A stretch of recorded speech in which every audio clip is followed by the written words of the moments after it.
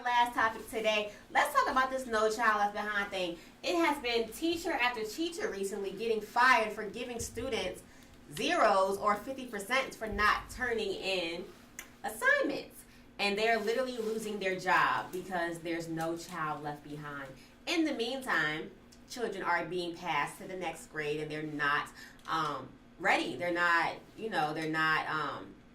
up to date on the things they should be because they just weren't doing the work. So now they're going to 5th grade, they're going to 6th grade, they're being advanced, but they're still mentally in the 4th grade because they just weren't ready. When I was in school, that wasn't a thing. I remember being in 4th grade on the last day of school, getting report cards and people crying because they're at the bottom of the thing. It said that they're going to be in 4th grade again next year.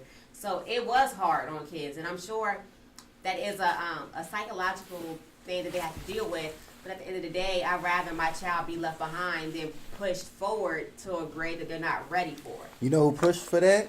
You know who has the money to push for that? To push for what? To push for them to be not left behind? Uh-huh. Who? And it was all, it's just, and I want anybody who disagrees with me to go look this up. Please go look this up. What happened? The prison industrial complex. Private prisons lobbied for that more than anybody else, especially in the state of Florida. Because the more kids drop out? The average is the more kids they drop out, the higher the prison population. Well, yeah, so they would think that if they keep pushing them along, they're going to drop out. Left behind, that they would drop out of school because it was too hard. Yeah. And then once they dropped out, they would what? Yes. Keep them going. Keep them on that level. That makes sense.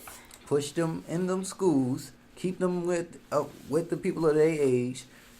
Because most people I know that get left behind, they still end up finishing unless it's just that hard for them. Yeah. You know what I'm saying? I know at least, and this is probably a low number, I know at least 10 people at least that got left behind and all of them finished high school. Yeah. So like with that number, and that's probably what the majority of people would say. It's like those few people that we hear about that failed and failed and failed. Mm-hmm. You know what I'm saying? But for the most part, they know that bringing them back a grade gives them another opportunity. They're not trying to give no extra opportunities. They need you to go to jail. We need to fill these private prisons. I read about it in an article. I know it's floating around on Facebook, but I read it a long time ago on Facebook. Mm-hmm. I ain't going to try to act like I looked it up. But it was talking about the state of Florida and the private prisons, and they're not having enough prisoners. And this was around, and like in that article, that's where it said that at. That's where. Oh my gosh. They put the information. So again, that circles back around to what we were talking about in the beginning of the show. This system was not set up for us to succeed or to prosper.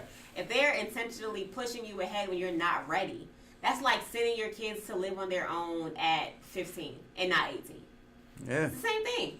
Yeah. If they're not ready, why are they being promoted to the next grade? They're going to keep being behind. Yeah. Especially when it comes to stuff like math. Like when it comes to, I wouldn't even say reading. History is all remembering. But any type of comprehension and understanding in math and science, like you have to be ready before you go to the next grade. The way to combat that is, all right, no child left behind. Let's put trades in as early as 6th grade. Let's start doing trades. Do that then. You know what I'm saying? So those students that's not doing good in math or reading can make those grades up in other ways and other places. Because who says I might not be able to do math in a classroom, but I might be able to do math when I'm in here working on this car or measuring this floor or whatever I might be doing. You know what I mean? That's how some people learn. Application. Yeah, might make it. They can learn through trade. On the paper or in the class, you might get bored or sleepy. If you're being busy, you might be able, and then you can remember when I did this. It stuck. Trades need to be in school in general, but we really need trades catered to the students. They should do trades in school because they have home ec in school. Yeah, I think they started taking that out now. What? I think it's all gone. Yeah, the only thing you get is sex ed now. They don't have home ec in class. That used to be the best. We used to make food in school. Yeah, I think they took that out. I remember somebody talking about it. Like they're not having it no more. If y'all have kids in middle school, let us know if home ec is taken out.